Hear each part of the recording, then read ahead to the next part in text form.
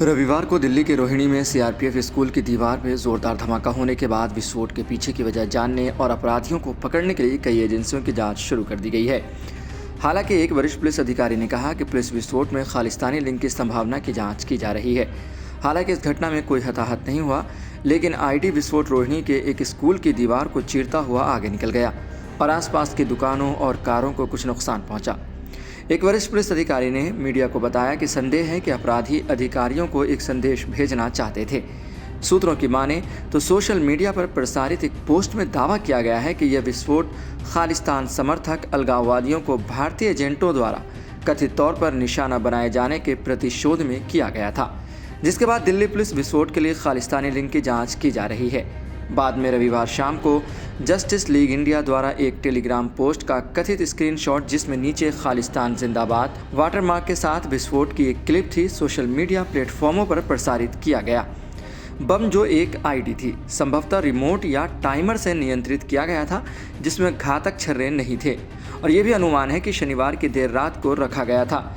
स्थानीय लोगों ने बताया कि बम रविवार को सुबह 7:35 से 7:40 के दरमियान फटा। जस्टिस लीग इंडिया ने क्लिप के साथ पोस्ट में कहा, अगर भारतीय कायर एजेंसी और उनके मालिक सोचते हैं कि वे हमारी आवाज़ को दबाने के लिए, हमारे सदस्यों को निशाना बनाने के लिए गंदे गुंडों को किराए पर ले सकते हैं, तो वे मूर्खों की दुनिया में रहते हैं। वे कल्पना नहीं कर सकते कि हम उनके कितने करीब हैं और हम किसी भी समय हमला करने में कितने सक्षम हैं। खालिस्तान जिंदाबाद #JLI। ये घटना ऐसे समय में हुई है जब पिछले सप्ताह भारत भर में दर्जनों उड़ानों में बम की धमकियां मिल रही थी और ये सभी धमकियां झूठी साबित हुई। विस्फोट के तुरंत बाद राष्ट्रीय जांच एजेंसी NIA, राष्ट्रीय सुरक्षा गार्ड एजेंसी NSG, केंद्रीय रिजर्व पुलिस बल CRPF और दिल्ली पुलिस की टीमों ने इलाके की घेराबंदी कर दी और आगे की जाँच के लिए घटनास्थल से नमूने एकत्रित किए। एक अधिकारी ने कहा कि अपराधी ने जानबूझकर उस स्थान का चयन लोगों को नुकसान पहुंचाने के लिए नहीं, बल्कि एक संदेश देने के लिए किया था।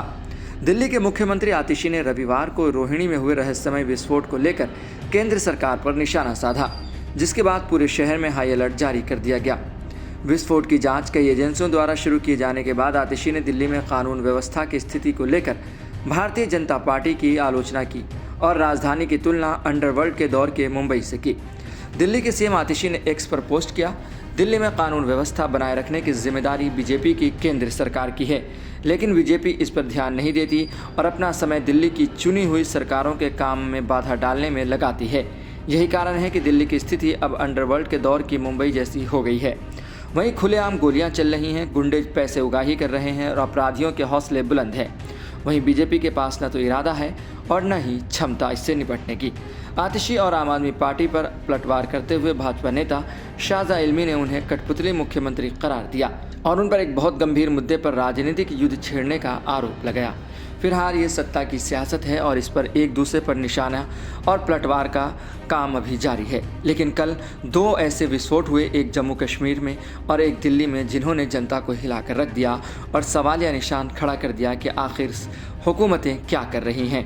फिलहाल आप ऐसे ही खबरों के लिए देखते रहें सहारा समय का समय डिजिटल।